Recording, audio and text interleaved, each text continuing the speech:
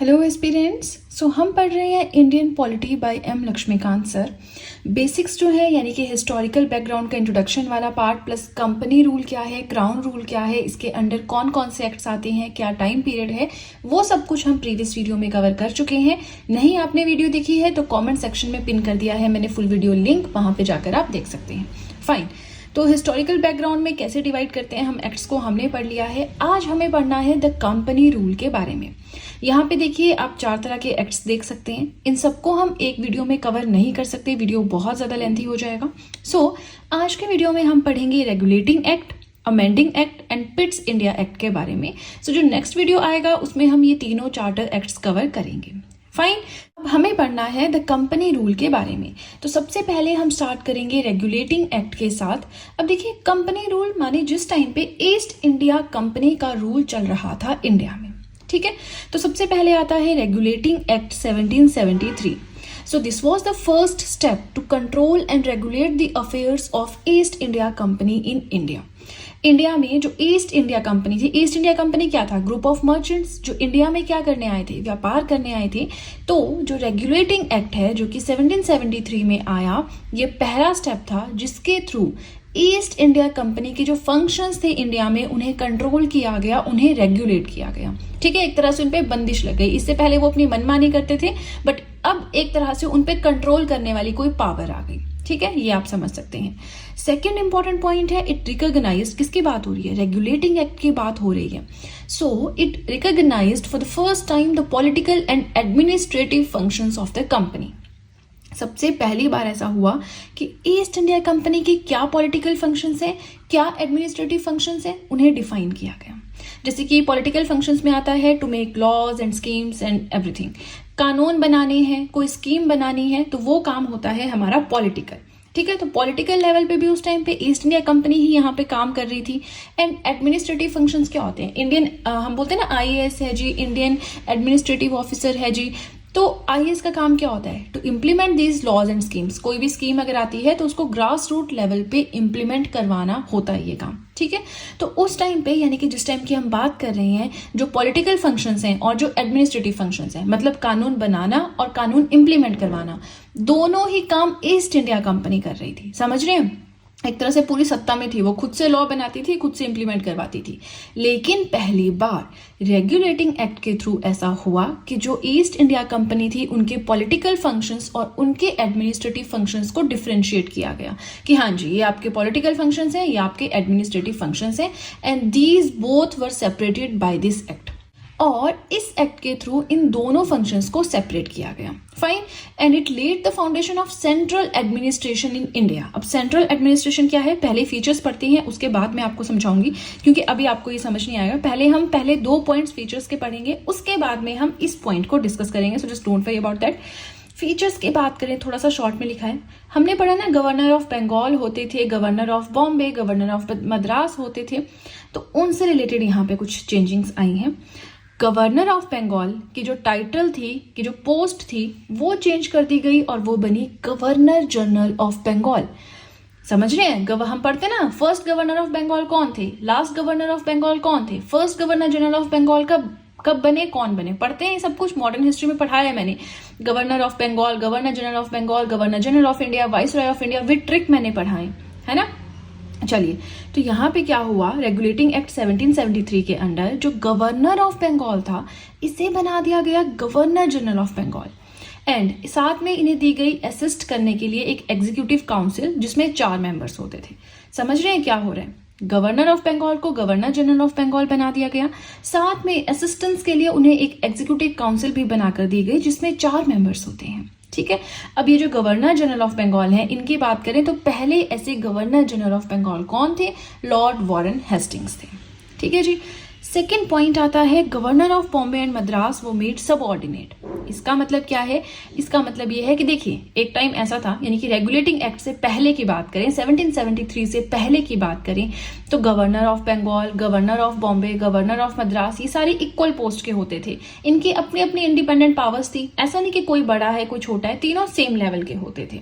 लेकिन इस एक्ट के अंडर क्या हुआ, गवर्नर ऑफ बंगाल तो बन गए गवर्नर जनरल ऑफ बंगाल, जिससे जो governor of Bombay and Madras थे वो सबऑर्डिनेट हो गए, इनसे थोड़े छोटे हो गए। छोटे इन द सेंस कि अब governor of Bombay and governor of Madras दोनों रिपोर्ट करेंगे गवर्नर जनरल ऑफ बंगाल को।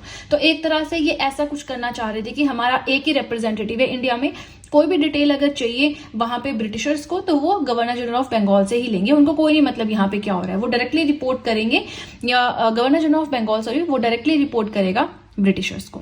ठीक है, तो वही चीज यहाँ पे हो गई। अब जो governor of Bombay and governor of Madras थे वो सब ऑर्डिनेट बन गए, जबकि पहले वो इंडिपेंडेंट होते थे, उनकी अपनी पावर्स थी।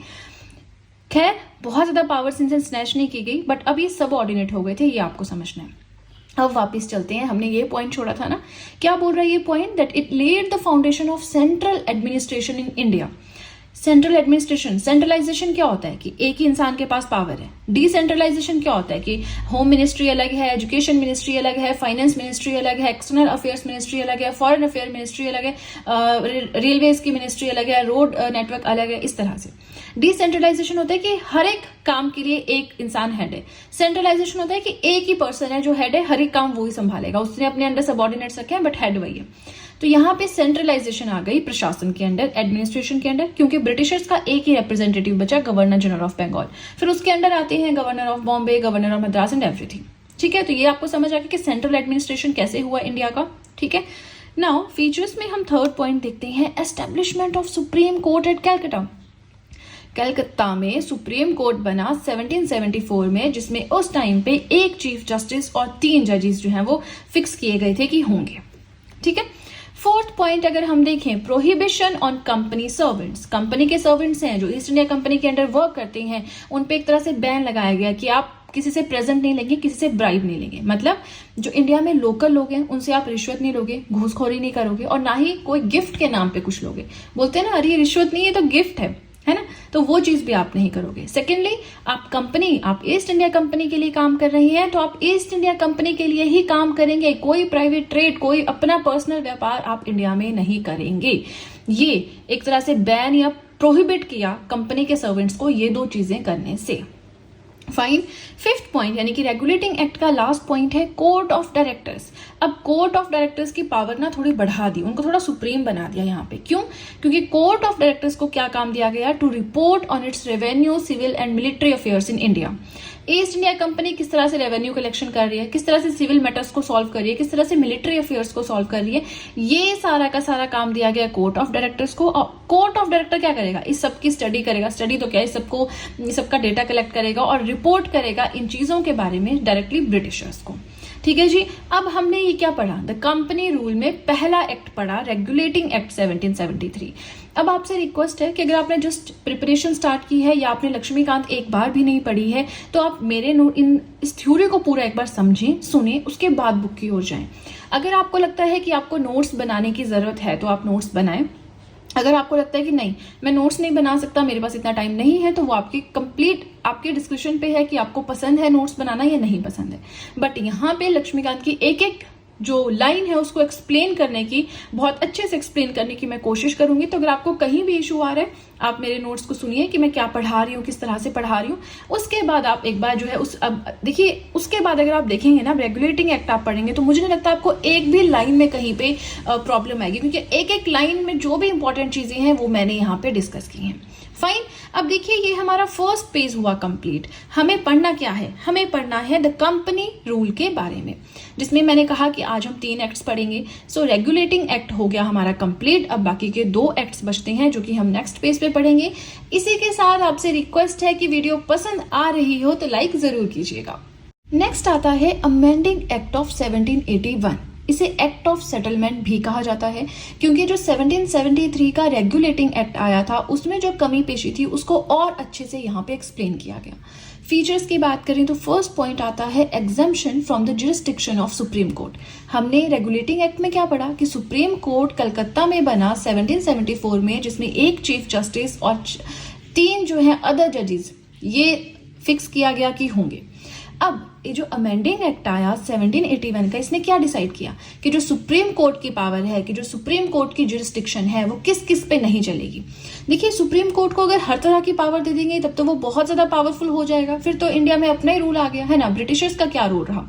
तो इन्होंने क्या किया, सुप्रीम कोर्ट बनाया कि वो अपने ऑब्वियसली सिविल मैटर्स है, क्रिमिनल मैटर्स है, उनको देखेगा, लेकिन कुछ ऐसी चीजों पे छूट दी गई। क्या चीजें हैं वो इस एक्ट में डिस्कस की गई हैं। For the acts done in the official capacity of, exemption किसको मिली, कोई भी इनमें से कोई भी अगर अपने ऑफिशियल ड्यूटी कर रहा है, ऑफिशियल ड्यूटी यानी कि अपनी ऑफिशियल कैपेसिटी के अंडर कोई भी काम करता है, जैसे कि गवर्नर जनरल ऑफ बंगाल है, अगर वो कोई भी काम कर रहा है अपनी ऑफिशियल कैपेसिटी के अंडर, अपने ऑफिशियल वर्क कर रहा है, तो उसके ऊपर सुप्रीम कोर्ट नहीं पूछ सकता कि ये काम कैसे हुआ, ये चीज तो गलत है, आपको नहीं करनी चाहिए थी, इसके ऊपर एक्शन लिया जा सकता है। तो सुप्रीम कोर्ट के पास इतनी पावर है ही नहीं, वो कुछ कर ही नहीं सकता। ठीक है, ये उस टाइम पे हुआ था।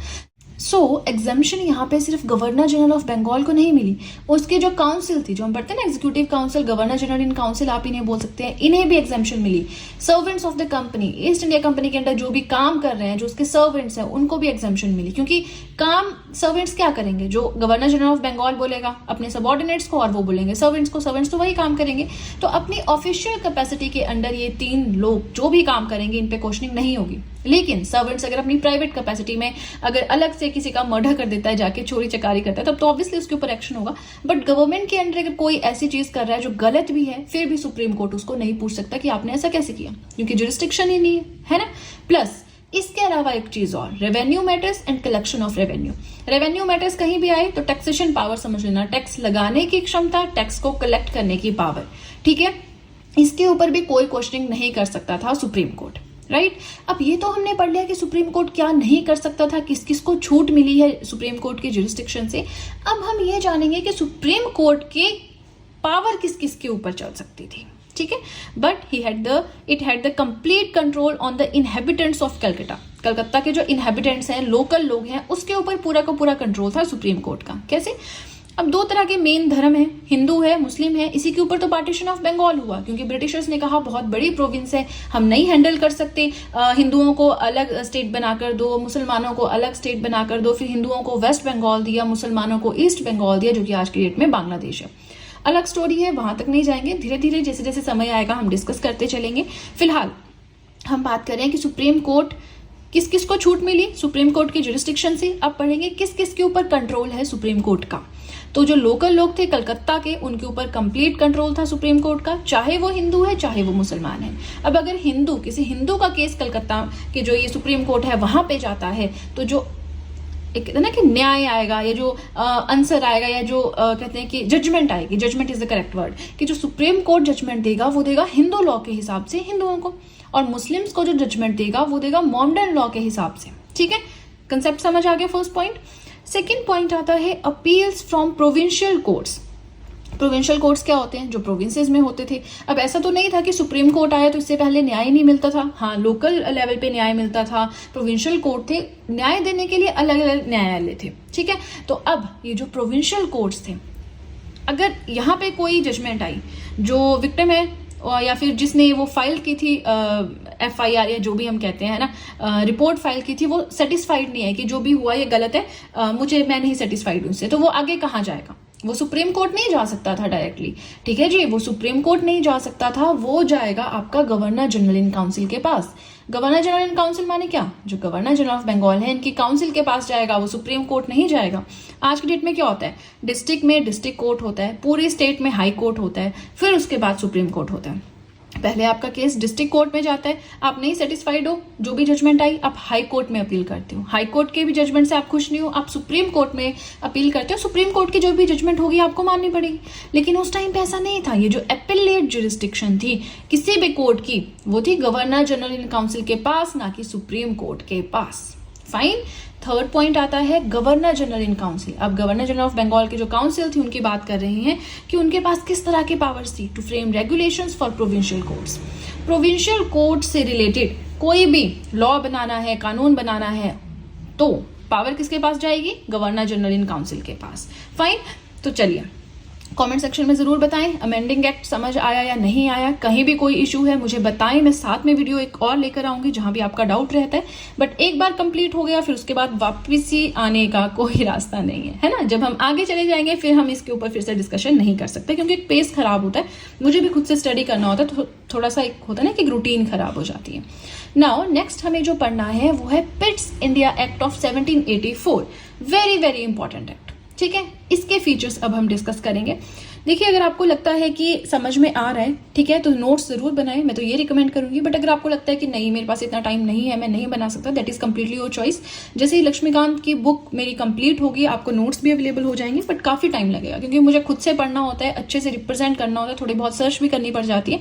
ठीक है, नाउ पिट्स इंडिया एक्ट 1784 के फीचर्स हम पढ़ेंगे। तो यहाँ पे डिस्टिंग्विश किया गया commercial and political functions of the company. अब थोड़ा रिकॉल करें, रेगुलेटिंग एक्ट में हमने क्या पढ़ा था कि जो पॉलिटिकल फंक्शंस हैं और जो एडमिनिस्ट्रेटिव फंक्शंस हैं उनको रिकॉग्नाइज किया गया ईस्ट इंडिया कंपनी के। पिट्स इंडिया एक्ट में क्या किया गया, जो कमर्शियल एंड पॉलिटिकल फंक्शंस हैं ईस्ट इंडिया कंपनी के उन्हें डिस्टिंग्विश किया गया। ठीक है जी, कमर्शियल फंक्शंस कैसे होते हैं, ट्रेड करने आए हैं, व्यापार करने आए हैं, व्यापारिक फंक्शंस होते हैं। पॉलिटिकल फंक्शंस क्या होते हैं कि हर एक चीज में अपनी चलाने की, हाँ जी लॉज इस तरह से बनेंगे, लॉज इंप्लीमेंट इस तरह से होंगे, सारे पॉलिटिकल डिसीजंस खुद लेंगे, है ना, तो वो हो गए इनके political functions. Now commercial functions संभालने की पावर, जो ईस्ट इंडिया कंपनी के जो कमर्शियल फंक्शंस थे उनको संभालने की पावर दी गई कोर्ट ऑफ डायरेक्टर्स को। अब कोर्ट ऑफ डायरेक्टर किसको रिप्रेजेंट कर रहा है, ईस्ट इंडिया कंपनी को रिप्रेजेंट कर रहा है, लंदन में बैठा है और वहां पे ईस्ट इंडिया कंपनी को रिप्रेजेंट कर रहा है। सेकंड आता है पॉलिटिकल फंक्शंस। अब पॉलिटिकल फंक्शंस को कंट्रोल करना है, कोर्ट ऑफ डायरेक्टर्स तो पहले से बने हुए थे, उन्हें कमर्शियल फंक्शंस हैंडल करने का काम दे दिया गया। अब जो पॉलिटिकल फंक्शंस थे इनको हैंडल कौन करेगा, एक न्यू बॉडी बनाई गई, ठीक है, जिसे नाम दिया गया बोर्ड ऑफ कंट्रोल। अब बोर्ड ऑफ कंट्रोल जो है ये रिप्रेजेंट करेगा डायरेक्टली ब्रिटिश क्राउन को। ठीक है, तो एक तरह से यहाँ से पॉलिटिकल फंक्शंस सारे के सारे खींच ही लिए ईस्ट इंडिया कंपनी से ब्रिटिश क्राउन ने, है ना, लेकिन फिर भी व्यापार करने की पावर तो उनके पास थी ही। इससे क्या होता है, काफी ज्यादा जो पावर होती है ना ईस्ट इंडिया कंपनी की वो रिड्यूस हो जाती है। अब बोर्ड ऑफ कंट्रोल को सिर्फ पॉलिटिकल फंक्शंस नहीं दिए ईस्ट इंडिया कंपनी के, और कुछ भी दिया है, to supervise and direct all operations of, इन सबसे रिलेटेड जो भी ऑपरेशंस है उनको सुपरवाइज करना, डायरेक्ट करने, ये काम जो है बोर्ड ऑफ कंट्रोल को दिया गया। इसमें आ गया आपका सिविल गवर्नमेंट है, मिलिट्री गवर्नमेंट है एंड रेवेन्यू अफेयर्स है। सिविल गवर्नमेंट यानी जो आम काम होते हैं, मिलिट्री गवर्नमेंट जो आर्मी से रिलेटेड वर्क होता है, रेवेन्यू यानी टैक्सेशन पावर, टैक्स इम्पोज कैसे करने हैं, टैक्स कलेक्ट कैसे करने हैं, तो ये सारा काम भी जो है बोर्ड ऑफ कंट्रोल को दिया गया। तो आप देख रहे हैं कि बोर्ड ऑफ कंट्रोल जो नया बना, जो कि ब्रिटिश क्राउन को रिपोर्ट करेगा, उनके पास कितनी सारी पावर्स हैं, और ईस्ट इंडिया कंपनी जो व्यापारी रह गए उनके पास सिर्फ कमर्शियल फंक्शंस रह गए, है ना। इसे ही हम कहते हैं system of double government.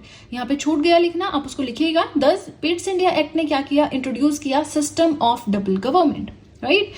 Second point आता है कि company's territories in India were the first time called as the British possessions in India. इसका मतलब क्या है, देखिए ईस्ट इंडिया कंपनी वाले यहाँ पे आए, व्यापार किया, यहाँ पे अपना क्षेत्र विस्तार भी किया, टेरिटोरियल एरिया अपना बहुत कर लिया। तो अभी तक हम उन्हें कहते थे कंपनीज टेरिटरीज इन इंडिया, मतलब कि ईस्ट इंडिया कंपनी की जो टेरिटरीज है इंडिया में, जो उनका क्षेत्र है इंडिया में। लेकिन अब क्या हो गया, अब इन टेरिटरीज को कहा जाने लगा ब्रिटिश पोजेशंस इन इंडिया, यानी कि ब्रिटिशर्स की ये प्रॉपर्टी है इंडिया में।